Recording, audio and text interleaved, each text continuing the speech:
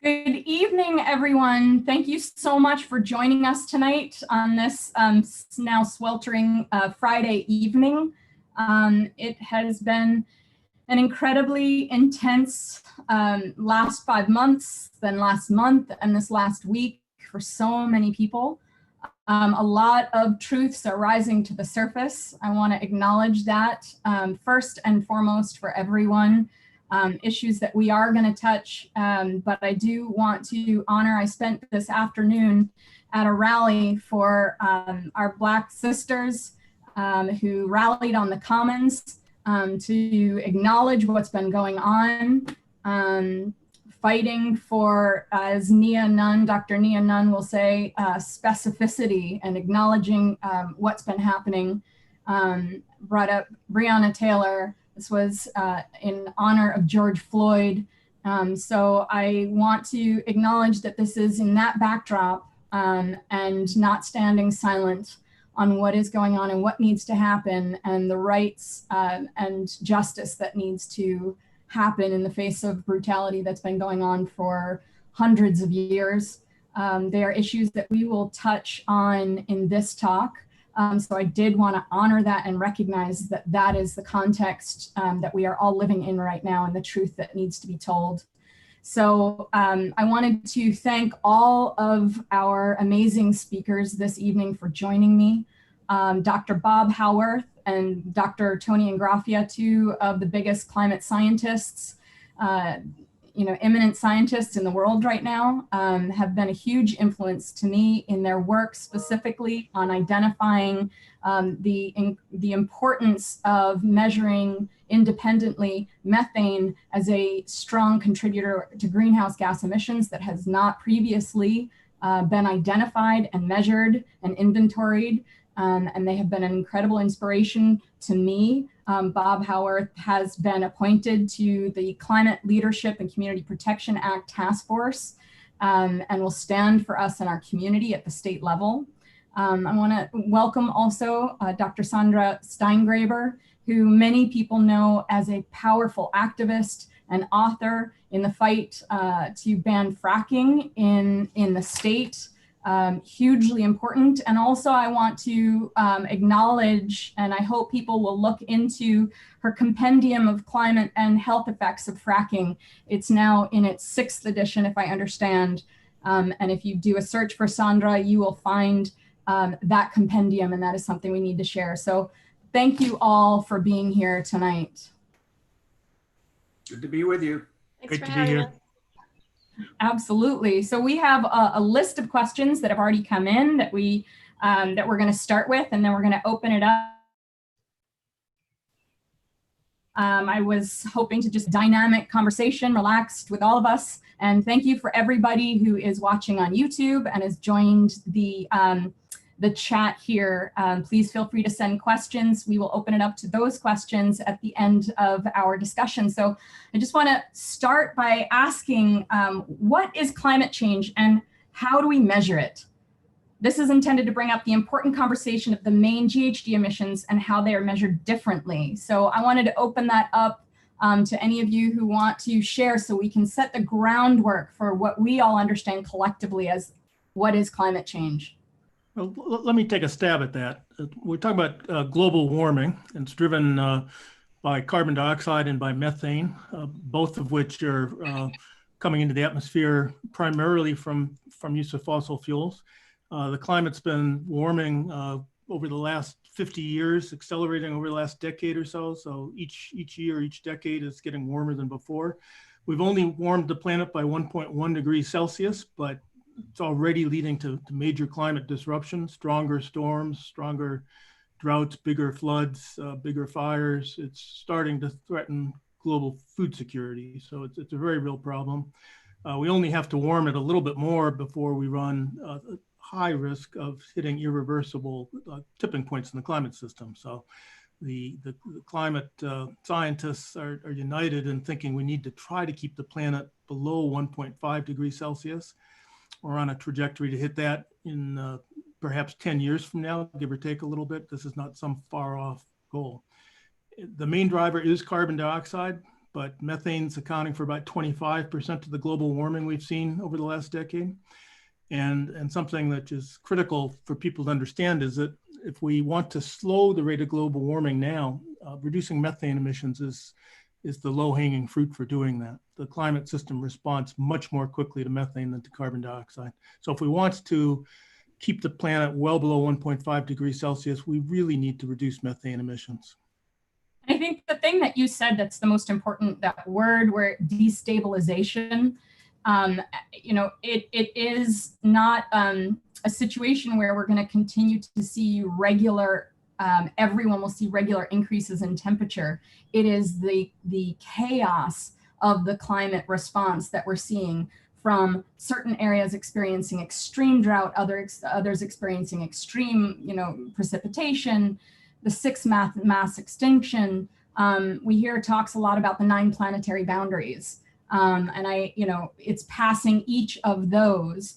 It's, the temperature, but it's also the precipitation. It's also the species die out. There's all of these different factors that have to be taken into consideration collectively as evidence of this movement that we're seeing. And I understand that the GHG, the greenhouse gases in the atmosphere right now are enough to hit that 1.5. Is that correct? So we have to actually start reducing if we continue to emit at the rate that we're emitting. Yeah, if the world started aggressively, very, very aggressively reducing carbon dioxide and methane emissions now, we do have a chance to keep the planet below 1.5 degrees still, but we're losing that year by year. We are likely to go through it. So the question is, are we going to hit that 1.5 degrees in 10 years from now, or can we slow it and maybe wait till 30 to 40 years? And that makes a huge difference in terms of how disruptive the climate will be, how well species and ecosystems can evolve, how well our human systems, our agricultural systems, our water supply systems can evolve. Buying that extra time is really critical, and reducing methane is the way to buy that time. But we need to very aggressively move against both greenhouse gases now. Tony or Sandra, did you have anything you wanted to add to that? Yes, absolutely. And one of the last things that one of the last words that Bob just used is time. So climate change appears to be happening to the average person who believes that it's happening very slowly. But as Bob pointed out, and I want to emphasize, we have to act quickly. We can't just sit back and lollygag around and wait 3 or 4 more years to do something significant. We should have been doing something significant in 2000. And what we did instead was we unleashed an enormous warehouse of fossil fuels in the form of shale gas and shale oil. Now, we in New York were smart enough to say no to that. Most other places are still saying yes to it. And we knew about climate change 20 years ago.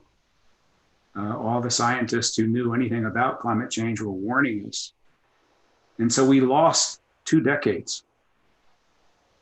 They were enormously important, and we lost them. And now we have about a decade left. We're later on in this town hall, we're going to be talking a lot about the CLCPA law and the time frame in which the actions of that law are to take place. And as we're going to talk about, we have 2 major milestones in less than 10 years in that law. 2 major milestones that we'll amplify on over the course of the next 40 minutes or so. But the point here is that we're running out of time. We can't sit back and goof off. Time is important, and every month is important.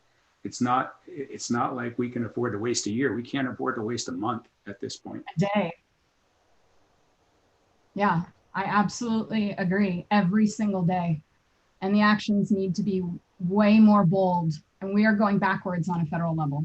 Yep. Literally going backwards. We are undoing protections. We are undoing pollution, air, water protections. And making it easier for emissions, draw back on the protections from, the car companies and, the emissions protections that they had in production. Every day there's another offense that we're seeing. So each state at this point, it seems we need to step up by state. If the federal government isn't going to do it, then we need to take the lead, and we need to take the lead 10 times more. We need to show, we need to prove that it's possible. We need to be a leader, we need to be a model, and then we need to win the November elections. Sandra, did you want to add to that? Sure. So I guess I'll try to put a finer point on this issue of urgency and the time scale. All of us breathe in a pint of atmosphere with every breath. And 20% of that atmosphere is oxygen, which is something, of course, that our red blood cells grab, and we run through our Krebs cycles to do our metabolism and keep ourselves alive. And then we exhale from that carbon dioxide, as does every living creature on Earth. And that carbon dioxide has the power to trap heat in our atmosphere. And that by itself is a very good thing, right? Because when our part of the Earth turns away from the sun every night, the reason we don't all freeze to death and the temperatures don't plummet to -400 degrees and our oceans don't turn into ice skating rinks every night is because we have these two greenhouse gases. One is carbon dioxide, the other is methane, which is released from kind of dead and decaying matter, that are up there in the atmosphere serving as a kind of blanket to keep us warm. And of these two gases, all the exhaled breath of all the living things, past and present, lasts a long time. It lasts about 100 years. And so if you think about it this way, we're all sitting here breathing in our respective quarantined homes, talking to each other, and our breath is going to outlive us, right? So the atmosphere, the CO2 that we're putting into the atmosphere right now from just sitting here metabolizing is going to be up there trapping heat after we're all dead and gone. And so that's that built-in lag time that Bob and Tony are talking about. Methane is a more powerful greenhouse gas in that it can actually trap 87 times more heat than a molecule for molecule than CO2 over a 20-year time frame. And that's why we can't choose one or the other to reduce, because we only have 20 years or less to turn the ship around. So methane is causing a huge amount of damage within the time frame that we need to fix the problem. But we can't ignore CO2 because it's going to last for so long, right? So if it were only all of us breathing creatures, and if it were only all of, a bunch of dead stuff releasing methane, we wouldn't be in this crisis. We're in the crisis precisely because of fossil fuels, because we have figured out how to run our economy by blowing up the bedrock beneath our feet and exhuming these corpses that represent fossilized plants and animals from 400 million years ago and bringing their corpses up to the surface in the form of coal, oil, and natural gas and lighting them on fire. And you can't do that without releasing CO2 into the atmosphere, but you also can't do it without lots of methane being emitted from the bedrock and flying up in the atmosphere too. So anytime you are drilling for oil or gas, you're going to get methane going into the atmosphere. So now we have loaded the atmosphere up with many times more molecules of CO2 and then CH4, methane, than before. And Bob's work helps us understand how much of that methane comes from living creatures by a so-called biogenic methane, and how much, by looking at the kind of isotopic fingerprint of the methane, comes from the bedrock. And so we now understand that the big ongoing surge in methane emissions that we see, in fact, comes from fossil fuels. And we also know that fossil fuels are mostly responsible for all of the CO2, the excess CO2. So the climate crisis is a fossil fuel crisis. There are other contributors too, but that's the main problem. And because these molecules last for a while, whatever we do now doesn't show up as a benefit for a while, which gives us even more urgency. I think, what you also mention is so important, which is if we think of the Earth as a breathing, living, entire entity, as an organism, identifying that methane, carbon dioxide, they're part of the natural cycle. They're part of the natural system. We're not saying that they're the enemy, but we are acknowledging that there is a profound imbalance, that we are making these releasing them in the atmosphere at incredible rates. and not removing them from the atmosphere at any kind of steady rate either. And the things that would do that, like having, you know, extensive forest lands and having, you know, the ice caps, having oceans that would pull and be sinks at lower temperatures, or agriculture, right? Right now we have an agricultural system that strips the soil. It takes 100 to 500 years for an inch of soil to be created.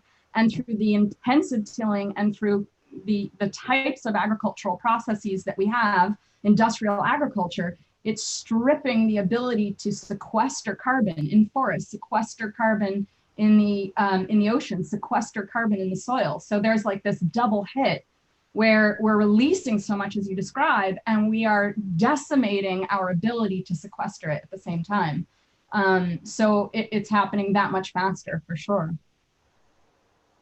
One of the things that I wanted to just touch on so that this isn't just a like heart-wrenching conversation is, this is the problem. We've identified the problem. What have we done so far? What is the backbone that we are currently working off of? What are the wins that we've had in the climate movement?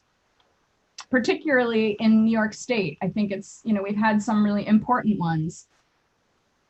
Well, I know, Sandra, that's... Number one is that we refuse to go along with just about everybody else on the face of the earth, and to use a word that was just used, exhumed shale gas from New York State. We're just not doing that, and that's good. And we've also had incidents, not consistent incidents over the past 10 years, of saying no to fossil fuel infrastructure. We said no to some pipelines. We said no to a lot of coal-fired power plants.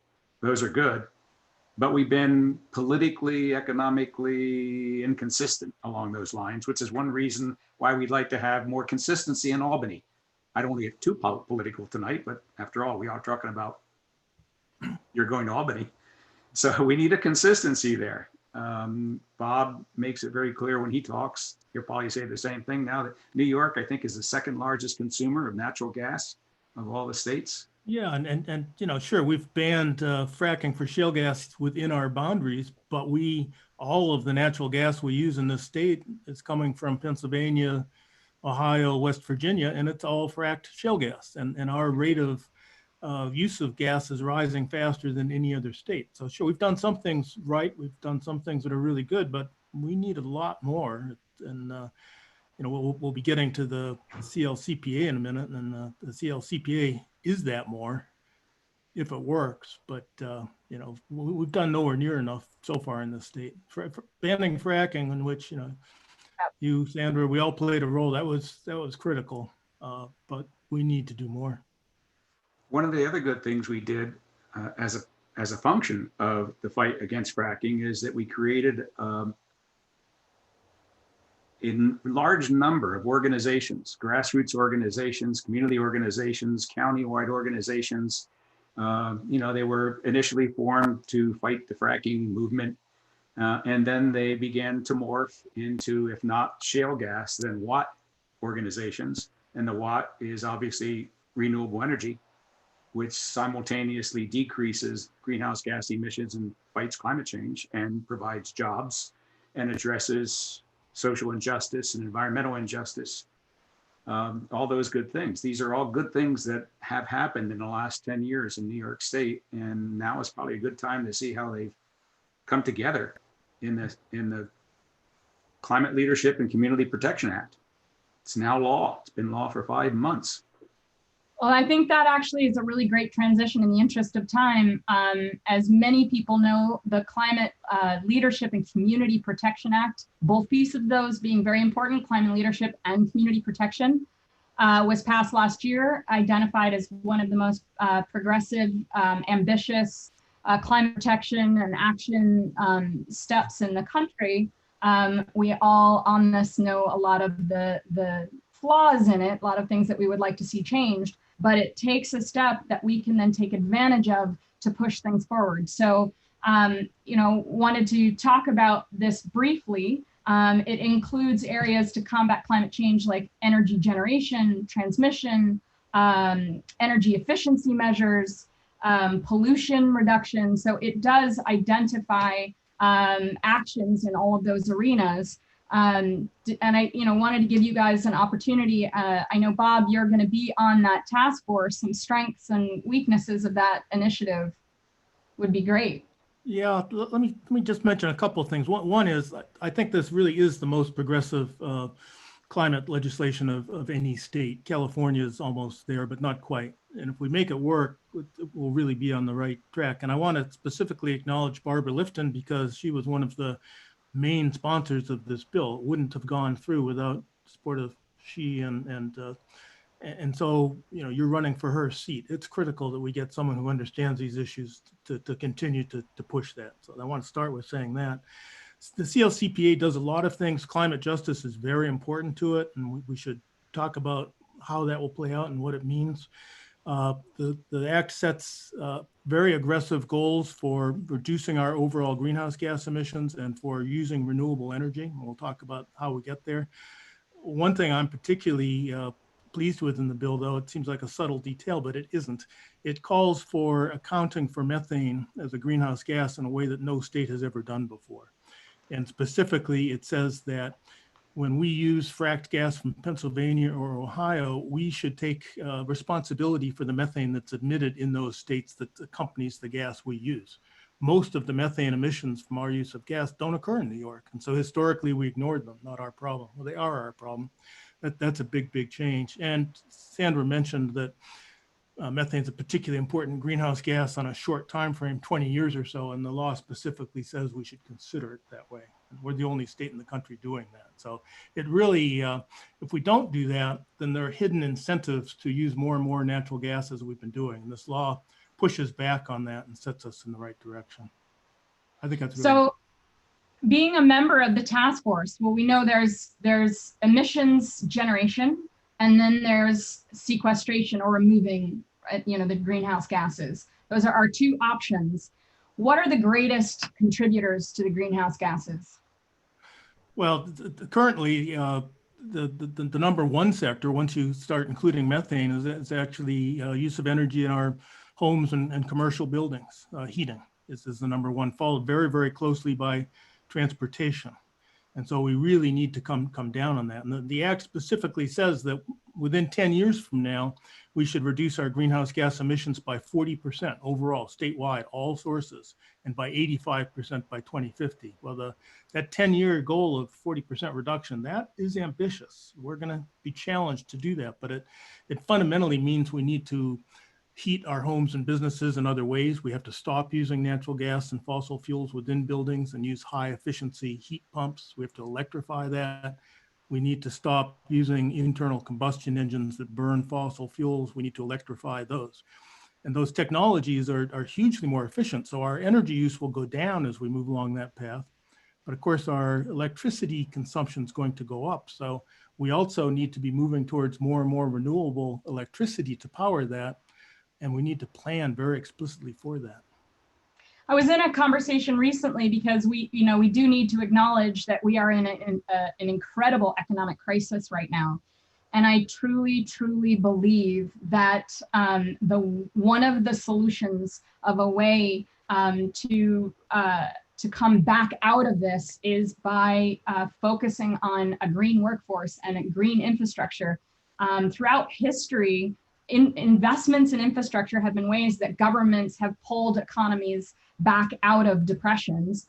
And there has been declarations at the state level and the federal level for that being the case here. But having that not be just investments in infrastructure, giving that money to private businesses that they can build bridges to nowhere and new infrastructure, but focusing more on shifting that infrastructure to green technologies, upgrading our electricity grid, putting in infrastructure so that we can transition to electric cars, because we know that infrastructure does not exist. There are so many people who want to adopt a transition completely to electric cars, but if you do any traveling outside of your city, it's extremely difficult to do that. So putting that, as you say, but like making sure that we have the workforce for that, because right now, even if we want to transition, we don't have that workforce. So, you know, putting investments specifically, and I know NYSERDA, there's large amounts of money right now. I think it's 70 million. That it's not a huge amount, but that is bent on workforce development in the clean energy sector. And we need to, I think, and put more money into that, invest in that, build this up in partnership with community colleges so that it's prioritizing environmental justice communities that have been hit the hardest, you know, by the existing system, where all the factories go, which are where all the poorest communities go. So absolutely, that needs to be wrapped all together in what you're saying. Let me just add some real world data to what we're talking about. As Bob just pointed out, the first two objectives of the CLCPA come due in 2030, less than 10 years from now. 40% reduction in greenhouse gas emissions, 70% of all electricity produced in the state by renewable energy. How do we get there? What does the person listening to this town hall think is the effort that's required? Let me give you some numbers. There are about 11 million vehicles, cars, trucks, buses, registered in New York State. We cannot get to a 40% reduction in greenhouse gases by 2030. Are you ready for this? Unless 4.5 million of those 11 million vehicles become battery electric vehicles. 4.5 million. It's about 40% of all the vehicles on the road by 2030 have to be plug-in hybrids or battery electric vehicles. And where are we now, Tony? I just checked that data today, 53,000. So it's about what, 1%? Less than 1% of the way. A little over one, yeah. So what does that mean in terms of jobs? Well, you already alluded to it. We're going to need a new infrastructure for selling, servicing, and charging electric vehicles, not only on the road, but in our homes. I hired an electrician to put a 240 volt capacity outlet in my garage so I can charge my electric vehicle. They're going to be, if we're going to need 4.5 million electric vehicles, there's going to be a lot of work for electricians. Bob said that right now, the largest emitter of greenhouse gases in of all the sectors in our economy is residential and commercial buildings for heating and for hot water and for drying and for cleaning. Okay, well, we can't get to the 2030 objective of 40% reduction in emissions unless we convert, you ready for this? 3.5 million residences and commercial establishments onto all electric by 2030. 3.5 million. How many jobs are there? Let's see, insulation, new construction, tightening buildings, new lighting, air source and ground source heat pumps, installation and service and maintenance, sales. That's where we should be going. The path is clear, but the numbers are daunting. And as we already indicated, we can't wait much longer. We have 9.5 years left to get 4.5 million battery vehicles on the road and 3.5 million homes and businesses converted to all electric. And this is an opportunity, I think, too. Honestly, we need to make partnerships stronger and stronger. I think, Tony, I'm not sure if you ever came to the Coalition for Sustainable Economic Development locally that I was a part of.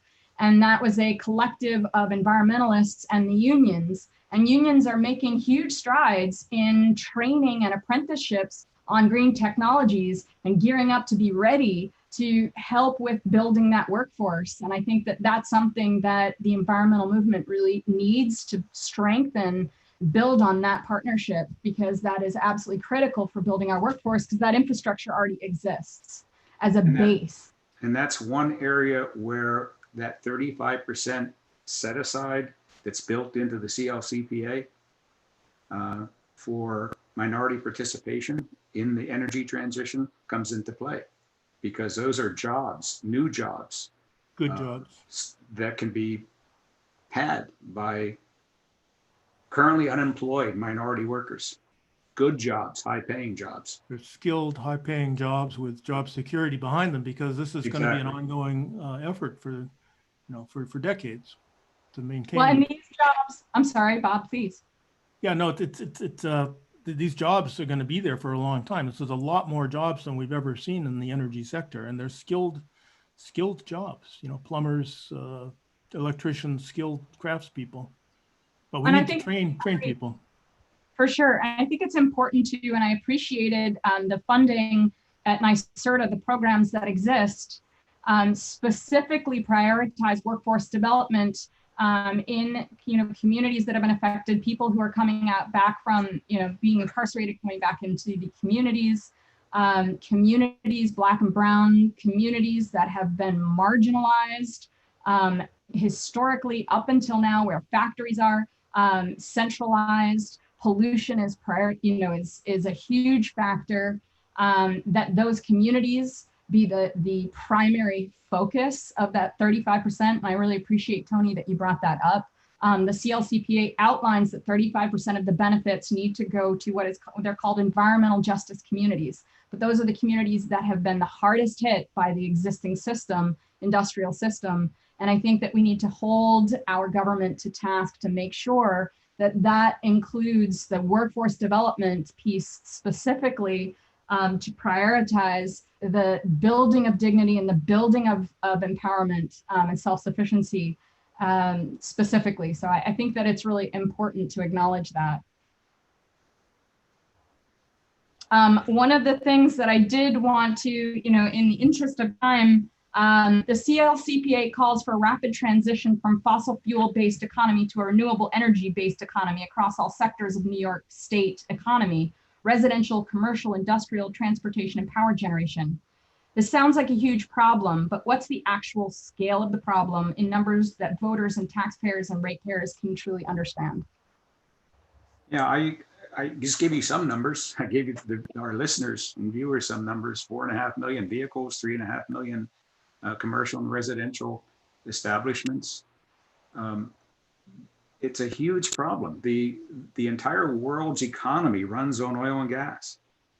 And what we're talking about for New York State is saying our state is going to transition away from that in fewer than 10 years. We're going to be an all renewable state, hopefully in our remaining lifetimes. That's a daunting task. It's going to take political will, political courage, Anna. Got it. And we not only have to pass new laws and new regulations to do things we've never done, we have to rescind laws and regulations that have prohibited us from getting things done. Example, over a 4-year period ending in 2018, the state of New York did not have one new wind turbine constructed in the state of New York. Not one. And yet wind energy has to be, by all models that I've ever seen, the #1 replacement renewable energy source for fossil fuels. And okay, so why did we not get any new wind power for 4 years in New York State? There were obstacles. Local planning boards, local zoning boards, county legislators. ALEC, being political for a moment, ALEC reared its ugly head all over the state of New York. And communities were mobilized, the same communities that fought shale gas were mobilized to fight solar fields and wind turbines. Specifically with manipulated information exactly, with manipulated information. I think that I've just got a note that we've got tons of questions coming in. So I did want to acknowledge one other piece of what we were talking about. We did talk about some solutions in the transportation world, absolutely. And we touched briefly on the building. If those two are the greatest contributors of greenhouse gas emissions, that has to be acknowledged. Then policies must focus on those two areas, because no matter what else we do, sexy is all whatever, right? Like building, the solar and building wind absolutely are a part of it, energy generation. But we absolutely need efficiency measures in our buildings, for example. We need tax incentives. We need grant programs specifically to target and prioritize existing buildings, and then policies in place so that new infrastructure is not built on natural gas, is not built with shoddy infrastructure that we demand very high level building code so that they are as efficient as possible given the existing technology that we have. So I do want to acknowledge that those things need to be in place and we need to take bold steps to really push the state to make those requirements also. So just acknowledging that. And then I want to bring up, we have a one question, the Intergovernmental Panel on Climate Change. The IPCC is the world's most authoritative body assessing the science related to climate change. The IPCC released a report in 2018 that we're all aware of about what it will take to limit global warming to 1.5 degrees Celsius. The co-chair in this report states, quote, "This report notes quite rightly that nuclear power has a key role to play. Renewables alone cannot solve the climate crisis, and betting too much on CO2 emitting gas could also have harmful lock-in effects in the long term. Low carbon, flexible nuclear must form part of the energy mix. We hope that this report will encourage policymakers to embrace all low carbon energy sources," end quote. Given this, what is your stance on nuclear? And if it differs from this, how do you explain that? I see you shaking your head, Tony. Go for it, because we all have thoughts on this, I'm sure. And I would love to hear Sandra and Bob weigh in. I'll be very quick. On the global scale, it's too late. You've already heard us say we got fewer than 10 years to do something about not getting to 1.5 degrees centigrade. In the United States, where we have very good regulations regarding the construction and operation of a nuclear power plant, it would take 10 years to build a nuclear power plant if we could get any company willing to do so. Right now, there is no company willing to do so because they can't get insurance against accidents. And the federal government is saying, well, we're not going to insure it. All right, so we missed the boat. Had we started 20 years ago, perhaps, I say as an engineer, with next generation nuclear power, we might have been in a position to have nuclear be a significant part of a non-carbon energy generation scheme. It's too late. We can't get there in time. Point and question. Let me be very specific. One more minute. New York State. There were two nuclear reactors left at Indian Point, just north of New York State, just north of New York City, up until 2 weeks ago, when number 2 shut down. And what did we do? We thought incorrectly, because we didn't understand in Albany didn't understand that we didn't need 2 brand new gas-fired power plants, both of which were constructed in environmentally and sociologically and economically challenged parts of New York State. We built those 2 plants. They're now in operation. All the data that's been done in the last year shows those plants were not necessary. They weren't necessary to replace the shutdown of nuclear for lots of reasons. We've imported a lot more hydro. We've got a lot more solar. We've got a lot more wind than we had before. Bad decision in Albany. Somebody said, do it twice, and they were wrong both times. Absolutely. Do you all support the New York Independent System Operators carbon pricing proposal? How can the broader public help make this a reality? Everybody knows where I stand on this panel on carbon pricing. Absolutely. I have passed legislation at the state level. I also think this needs to happen at the federal level. The carbon fee and dividend that has been proposed, they're pushing to have that be a bipartisan bill. Anybody who has not seen that, that's the ICC that is pushing it. So I'm going to open it up to you all. I can talk about that again, but Sandra, Bob, Tony, if you have thoughts on that as well, and how people can support. Well, I definitely am a big fan of carbon fees. I think we need to put a real price on carbon dioxide, but also on methane. And a lot of the carbon fees that are out there don't include methane, which again would be a hidden subsidy for natural gas as opposed to, say, oil or coal. If we put a fee on them, it's a disincentive to use those. It provides a partial funding stream for the job training we've talked about, the other moves here. But I think it's important that we have a fee that's high enough, and also we think very carefully about how those funds are used and make sure that a significant amount of those goes back to the disadvantaged communities who've been hurt the most traditionally by the pollution from fossil fuels. I strongly believe in that. Yeah, Sandra, that's some of your work in the environmental justice movement. I'd love to hear your thoughts on that. Well, I completely agree here that if we're going to price carbon, it's really important to read the fine print, because carbon cannot be the first name of carbon dioxide. If you put a price on one, you incentivize the other, right? And so carbon dioxide, methane, they're partners in crime, and we have to apprehend them together. Otherwise, we're playing a shell game with greenhouse gases. So my support for carbon pricing schemes is entirely dependent on asking, when you say the word carbon, are you referring to both flavors of carbon? Or are you referring to carbon dioxide? And there's a lot of there can creep in a lot of bad faith argumentation unless we're really clear on that point. But you wanted to segue now into climate justice? There's tons of questions, but I really want your input on that. Okay. And so, yes, I want to transition, and then we'll come back to some of the questions. They're amazing questions. All right, well, let me just set up this as a framework maybe, and then we can answer those questions.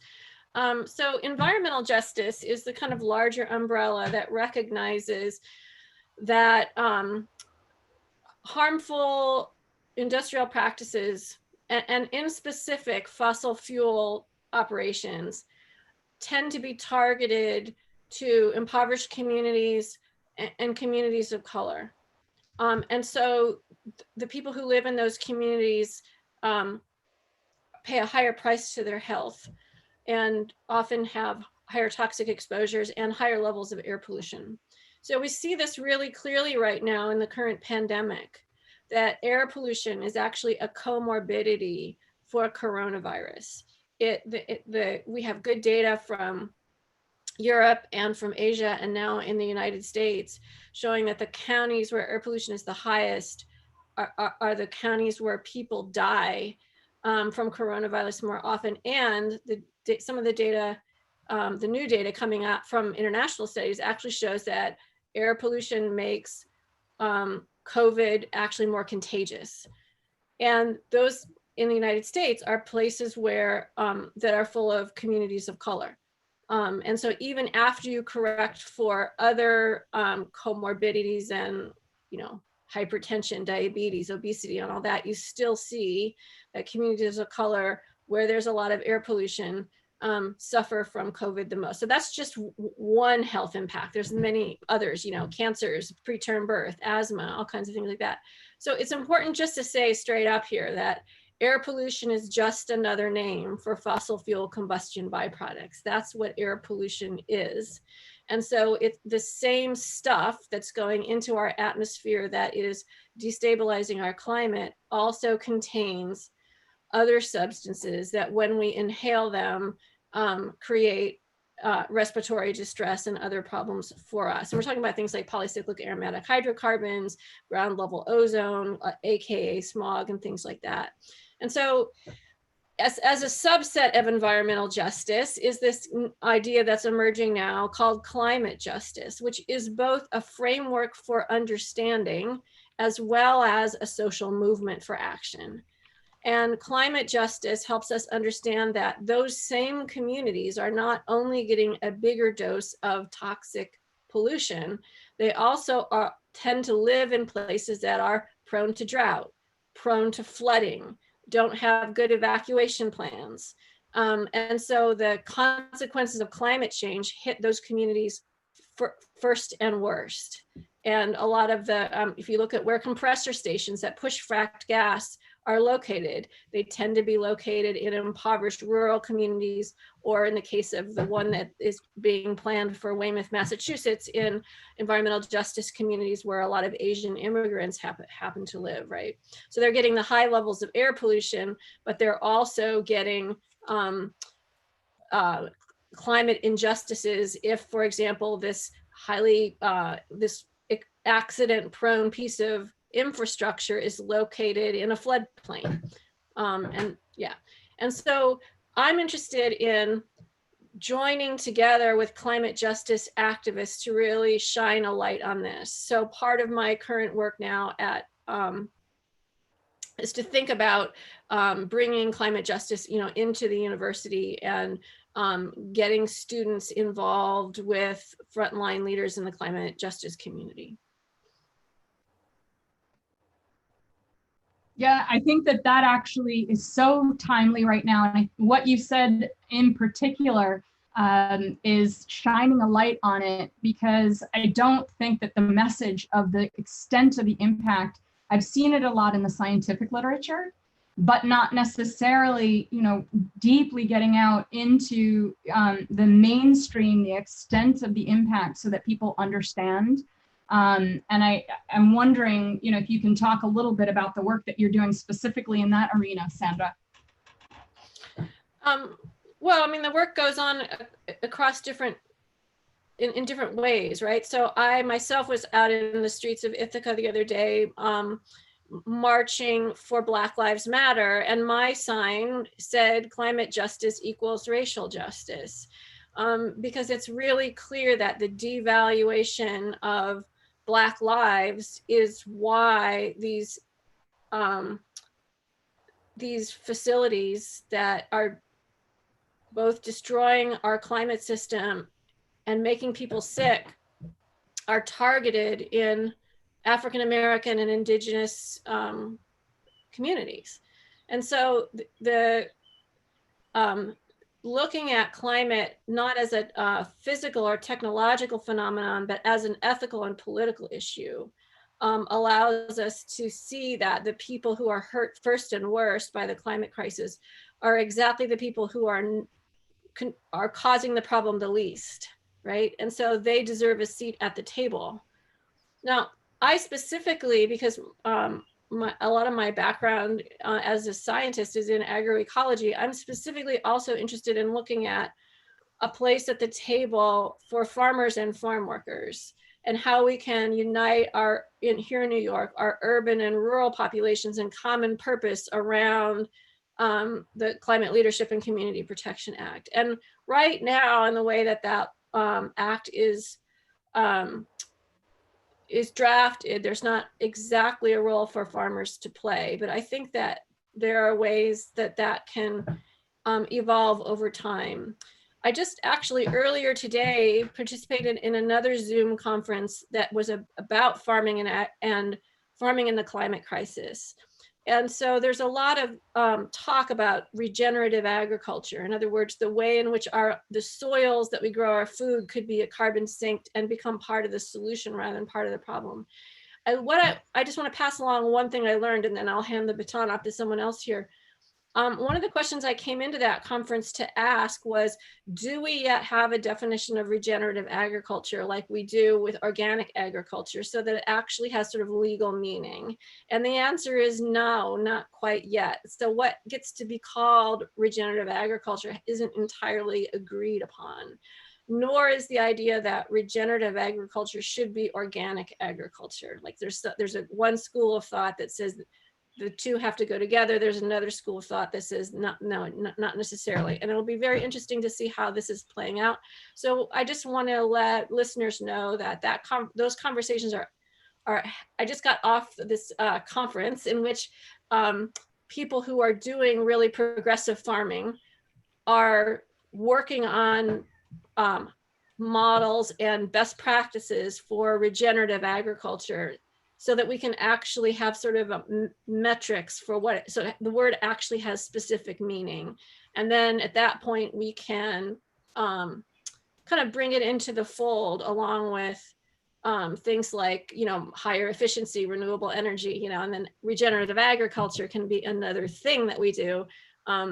In my mind, it hasn't quite yet been worked out, but that has to happen. So I'm really interested in kind of incentivizing that. And I know that we could not have banned fracking in New York State without a big assist from our farmers. And so I'm really interested in, again, bringing urban and rural together here and seeing what role our farms can play. Because certainly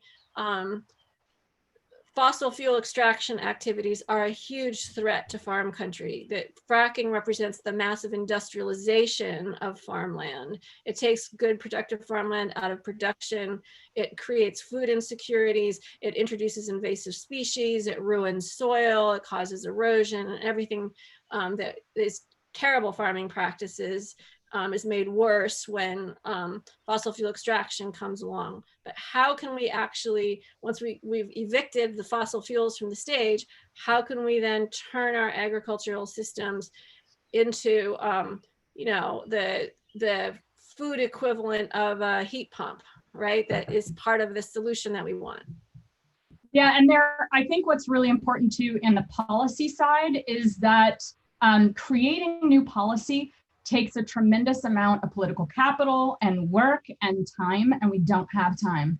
There are systems already in place right now. There is a policy that has established a climate resilient farming fund specifically. There's $4.5 million in that right now. It needs greater oversight so that funding isn't going into, for example, tiling, which we know, all right, it does not work as far as you know, reducing the impact on our waterways, but that it goes into systems of like regenerative agriculture. We might not have a definition, but we do know that there are certain practices like no-till or low-till, permanent crop coverage, rotation farming. So it's starting to make its way of at least defining systems that lead to regeneration of the soil rather than destruction of the soil. But I agree, those definitions are not crisp to the point where we have identified what does that mean? How are we measuring regeneration itself in the soil?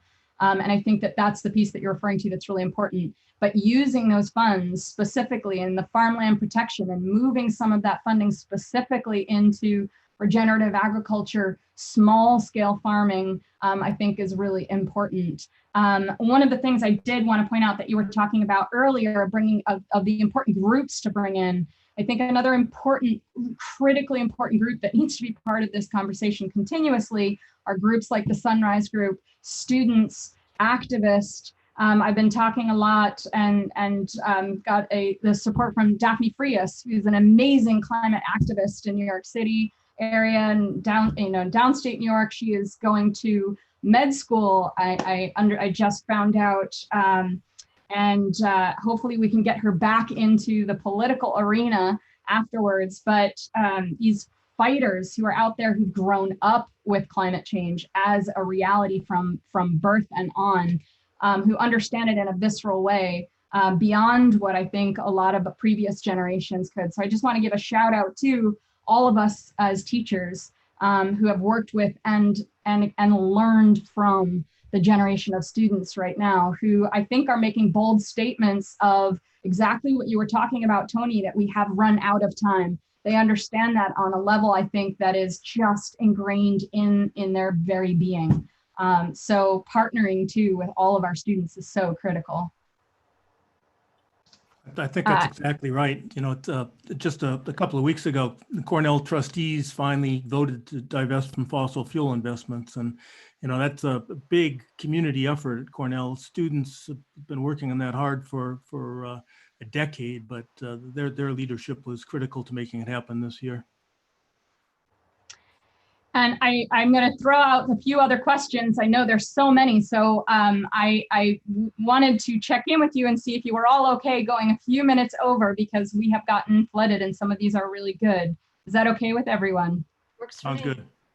All right, so I'm going to throw a few out. Implementing a renewable infrastructure is incredibly expensive and wasteful for a low output intermittent energy source.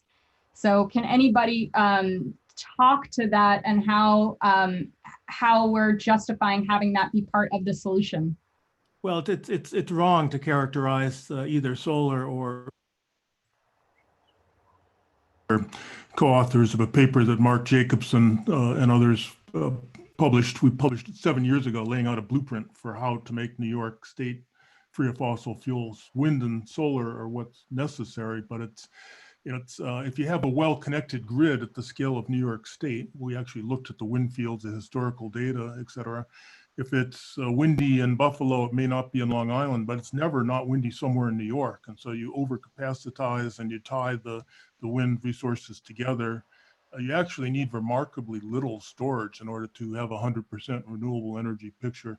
We do have some storage. We already have significant hydropower in upstate New York that makes up a sizable percentage of our electricity right now, and we can use that as a battery if you want. So the Niagara Falls Power Authority is already starting to do that, and so they can balance the loads relative to the solar input as well. So it's you need some storage, but remarkably little, and it's cost effective to move these ways.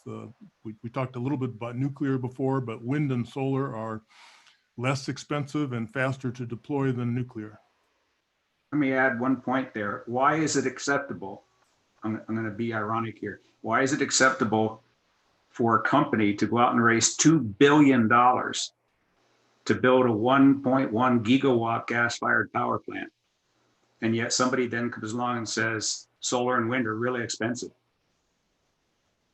Yeah, I think that it's really important to note that these companies, like, where are we, what companies are we supporting moving in? It's not whether or not they will, it's which ones we're emphasizing. Yeah. And also, we know that the state and the federal government is going to be investing in infrastructure. These are statements that have been made in order to bounce back from this economic crisis that we're experiencing because of this health crisis.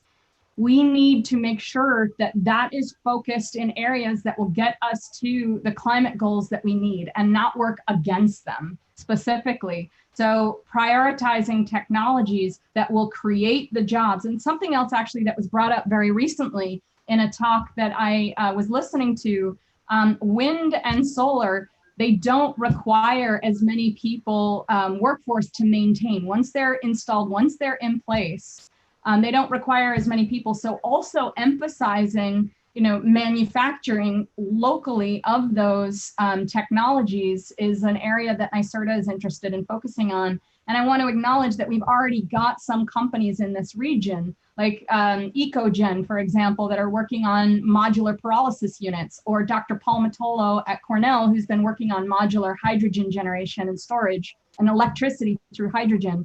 There are companies that exist here, and really staying focused on supporting local workforce. There was a person who wrote in and said, I'm a civil engineer and some of my work involves site engineering for new 5 to 20 megawatt solar PV installations, roughly 20 to 70 acres of panels on 40 to 200 acres of land each. When I was on site, I was surprised to learn that the solar racking and panel installation crews were often from Arizona, Colorado, and other locations surprisingly far away. There is definitely a ton of potential and need to develop local workforce for green infrastructure. And what I'm hearing in the presentation from NYSERDA was, we are lacking workforce. If we are importing our workforce, we're not only are we supporting transportation, wasteful transportation for all of this workforce, importing them when we have all of this potential here. We have people who have lost jobs. We have training. We have institutions like TC3 that the state has consistently not invested in enough into our community colleges. Those investments could happen specifically for programs. Also, BOCES systems here locally could be invested in so that we could build our workforce instead of importing. It's chaos that we are doing that, and so backwards that we're doing that, importing our workforce. So we know that the investments are going to happen. Let's make sure that those investments are happening in ways that enable us to reach the CLCPA goals. Next question. Next question. So as this infrastructure is expanded, we must include rural areas of our region without supporting infrastructure. Caroline, Newfield, and the like. Anyone want to comment on that? What was the question again? Specifically, one of our listeners is acknowledging the need to also bring in the rural areas. I think it's really important that solutions also benefit the most rural areas. And so solutions specifically to make sure that they are part of the solution and they don't become environmental justice communities themselves. Any thoughts on that? I mean, I can just kind of underscore that, how important that is. I mean, our rural communities have been undercapitalized for a long time, and the need for a new green energy infrastructure allows us to redress that problem. Because when our rural areas fall into rural poverty, then we, you know, a whole cascade of things happen. We start getting methamphetamine labs. We start getting tax base starts to fall. The schools get worse.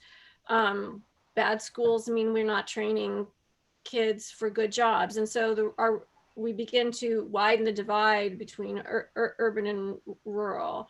So certainly my hope is someone who lives now in a fairly rural part of the state, but also grew up, you know, my family still farms in Illinois. My great hope is to deploy this vision that we have for climate justice and recognize that our rural communities are environmental justice communities also, that are can be uplifted by some of the plans that we have. Yeah, someone else brought up something with respect to rural. Among the changes during the COVID restrictions is an increased use and comfort with telemedicine. However, seniors are the biggest consumers of medicine services and are a growing percentage of rural communities, more seniors in rural Tompkins than in urban Tompkins. Yet internet access is not being fully developed for rural and people of lower income brackets. Who in Tompkins County is willing to tackle this in a way that can reduce the need to travel for telemedicine as well as for telecommuting to work? I think that question actually speaks to itself.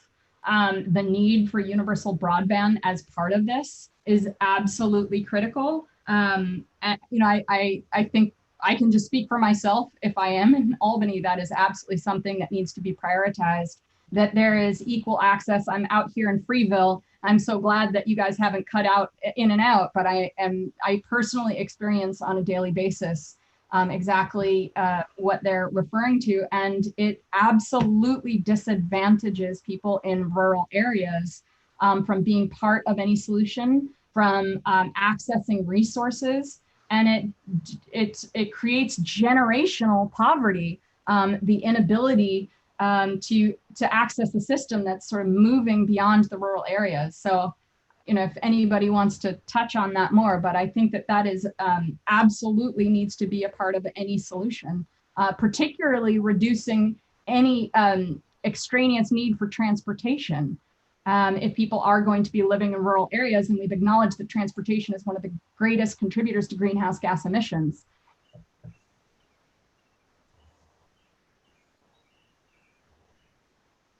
I think that may have answered it for all of us, but if you have I agree. You answered it well. So with transportation being such a large contributor to fossil fuel consumption, how do we justify an emphasis on tourism? This is a great question. It is a good question, but you know, part of the solution is the electrification of transportation. If we make it renewable, it takes care of it. You know, I live in a rural area. I have an electric car. It's 100% powered by renewable electricity now. You know, I'm not contributing to greenhouse gas emissions when I drive with that. And I think that's also mass transportation, specifically getting people out of individual cars, because even individual electric cars, we're still using energy. The more that we can use buses and bus systems. And honestly, the thing that we all need to take personal responsibility for is checking when we're making decisions based off of convenience. Now, it might take a little bit more time to coordinate taking a bus if you want to do transportation and making sure that those are electric buses. But having that be our focus builds community also. So it's about quality of life. It's about, you know, maybe slowing down a little bit. Yes, for sure. But, you know, having those conversations of then how can we support each other in that, and how does it create community? You know, cars are one of the greatest isolators, social isolators. So I think acknowledging that too. So yes, it creates some changes in practices for sure, but it does address some of these issues. Is there any hope that can buy us any time by using carbon or methane capturing technologies, or is that a rabbit hole that is just a distraction? There are two parts to that question. The methane issue is not one of extracting methane from the atmosphere. It's stopping methane from getting into the atmosphere. And that's largely from oil and gas operations. We've tried now for 20 years to get the oil and gas industry to stop leaking methane. They're certainly they didn't do it when they were wealthy. They didn't do it when they were booming. They're certainly not going to do it now when they're in a long, prolonged bust cycle. So that's hopeless. There's no way that we're going to stop the industry from emitting methane unless we stop the industry from doing large scale drilling, and unless we decrease our demand for fossil fuels. The carbon dioxide business is a rabbit hole. Again, we've run out of time. We do not have the technology to scale up carbon dioxide sequestration, being mindful of what Sandra said about carbon. The carbon dioxide sequestration, there are technologies, many of them that are still on the drawing board. They cannot be scaled up in time. And none of them at this point show a fantastic energy advantage. It takes energy to extract carbon dioxide from the atmosphere. Not much of a benefit unless you're going to use all your renewable energy to extract carbon dioxide from the atmosphere. It doesn't make any sense. Rabbit hole. I totally agree with that. And just a little bit more on the methane side of it. In addition to the methane that's released from drilling and the production side, you know, it's leaked in distribution systems. So if you look at the city of New York, there's massive leakage from all the pipelines. A lot of them are 100 years old. The question is it worth digging up all the streets of the city of New York to put in new pipelines when we know we have to stop using natural gas over the time period of the next decade anyway? We should be putting our resources into the electric grid infrastructure and into the new technologies and just get rid of the natural gas as quickly as we can. Agreed. Yeah, and I think that it's also really important to note that those are investments that will require decades to get their return on investment. So it's that level of commitment that we're making every single time we put a new pipe in. We are saying that we're committed for all those years that it would take to get that return on investment. So it's not just now that we're making that investment, that commitment to natural gas, we're making it for decades to come. So I think that people need to also see that piece of it, that is why we need to get off now, that we can't build new natural gas infrastructure. Someone else threw out another good question. Do you know what the current fuel mix for New York State electricity is? Well, upstate, you know, New York has two separate grids, really. And in upstate New York, it's about 10% fossil fuels, natural gas, and it's the other 90% is almost an equal mix of hydro and nuclear with a little bit of solar and wind thrown in. If you look downstate, it's much more heavily driven by natural gas and as well as the nuke plants, which are closing down there. So we really need to get a lot more renewable electricity into the New York City region to make the CLCPA work. We also need to increase our renewable production upstate as we close down those nuclear plants eventually. I think we should let them live out their time, but eventually we need to close them down.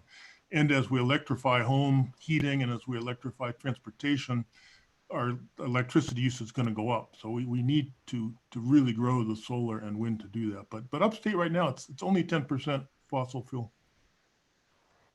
Which is a great point. And I also want to note, so that's about energy generation. You know, we haven't talked about it as much, but I do think it's really important that we get in also efficiency measures to reduce our need. And we talked about buildings being one of the greatest contributors to greenhouse gas emissions. And it's not just electrifying our buildings, which is absolutely important, but it's also weatherizing our buildings. And I know Barbara Lifton has been pushing on a bill specifically, and I do, Bob, you did before, but I really want to honor her focus and efforts in the environmental movement. She has been a staunch supporter for decades. And this is actually a really important piece because particularly for aging buildings, it's one thing to push that the new building stock meets these very stringent standards that we want to push, but how do you address the aging housing stock and the existing housing stock and the existing commercial buildings? And we need to invest in tax incentives and grants specifically for that, those initiatives, weatherizing, insulation, aging roofs, insulation in roof infrastructure, the envelopes of the buildings, so that the needs of the buildings are reduced while especially in our rural communities. Absolutely. We have one of the greatest aging housing stocks in this district in the state, many of the houses being a couple hundred years old. And I think acknowledging that that a lot of the families and households don't have the disposable income, and particularly households on fixed incomes, and not acknowledging that. When I have been walking around the district, that's something that I hear.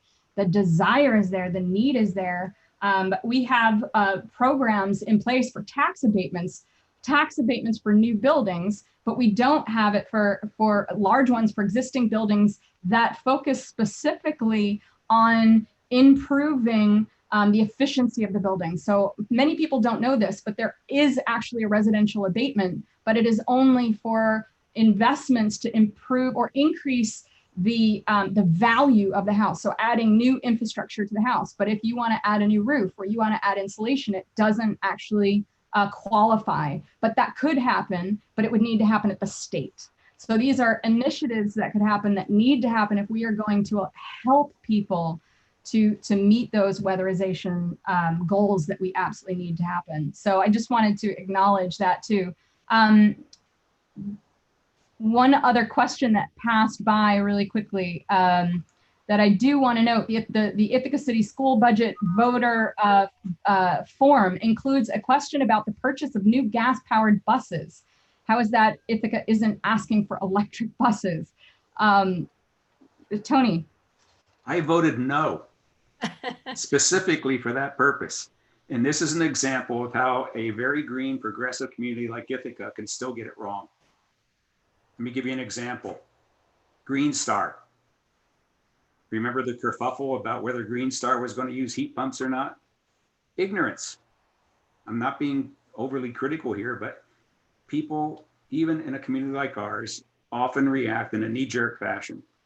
This is the way we always did it. All our school buses were always approved in previous votes. All our school buses were always ICE vehicles. Therefore, in the future, all our school buses will be ICE vehicles.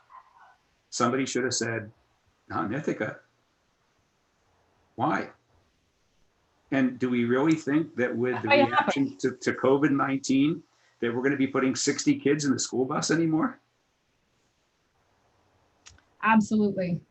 There is a program that exists in the county, and it's something that I think is an amazing program, and I would love to see there be investments at the state level to allow for this type of infrastructure across the state. But it's a program called the Business Energy Advisors. And one of the things that we have found is that for new development, there's just a lack of understanding of, one, the technology that exists, and two, the state and federal grant and incentive programs that support them.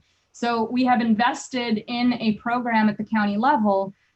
We have a permanent person. There is a program that exists so that that businesses or developers or that anyone creating new infrastructure, new stock, can partner with a business energy advisor. There's funding that goes into hiring a consultant, and they teach them what are the green technologies, what is the infrastructure, and how do you help fund incorporating that in? Because what ends up happening if all of the infrastructure, all of the designs are already created, and a company has invested tons of money already in the design, that's too late. You need to reach a company in the very beginning so that they incorporate them into their designs. And I think it's those types of creative initiatives that really need to happen, and they should be happening across the entire state. So I know we had tons of questions. I did want to bring this to a close, but I know that there was one more in particular. What do you think the most important steps are to ensure that the climate fight is also a human rights fight? And I'd love to hear everybody's thoughts. That's a critically important question. The people who've been hurt the most by how we've used fossil fuels today, we've talked about this already in terms of the air pollution, but also climate change and all. We really need to make sure they don't get left behind in this revolution we have now for the renewable technologies. I'm really quite pleased that the CLCPA Community Protection Act is the second half of that, as you highlighted early on, and it mandates a climate justice council work with the council that I'm on, so we make sure that those voices are at the table continually. The groups which help push through the CLCPA, New York Renews, and others are dedicated to make that happen. And so I think we really, the law says we need to do it, but ethically, morally, we need to keep those communities engaged. Get them involved in the workforce for this transition, get their homes insulated, get them on renewable energy, get them sustainable, affordable, predictable energy sources, and get rid of those pollution sources that they've had to live with for so long. Tony, how would you like to close that for you as your final statement? Bob said it very well. I always agree with everything Bob says. Sandra said it very well. I always agree with what Sandra says. So the three of us are in agreement as we go forward. There are three parts to what we're doing. It's not just reducing greenhouse gases. It's not just increasing renewable energy. It's redoing America. That's it at its core. That's it at its core. Sandra, did you want to add? Well, I'm glad you mentioned youth. And in my mind, the Sunrise Movement is indeed the kind of torchbearer for the youth movement. So when we think about climate justice as a human rights issue, which it is first and foremost, we name the kind of folks that are hurt first and worst. And in that list has to be young people. This idea of generational inequity is a human rights idea, right? The idea that young people will live more of their lives in the future when things become worse and more catastrophic, means that their voices have to be heard, and they need to help us lead this, and they're doing a really great job with it. And I actually want to close with a question for you, Anna. And because while I've been part of this panel tonight, I'm aware that it's not you as a political candidate hosting three scientists. Like, you're also a PhD scientist. So we're like four scientists all talking together. So I wonder what you think of this. I started off my career as a PhD in systems ecology. So I spent a lot of time thinking about how whole ecosystems are structured. And from there, I ended up moving into public health biology. And so I had to learn all of the statistics and approaches of epidemiology, right, which is your field. And I discovered I could make a lateral move because the complexity of ecosystems and the difficulty of thinking about multivariable systems that are really complicated, and also the beauty of it all, helped me move into epidemiology. So I'm wondering if you, as an epidemiologist, holding forth now on environmental policy, feel like you're well served by your own training as you take public health biology and do the opposite of what I've done, which is to now look at how whole ecosystems work.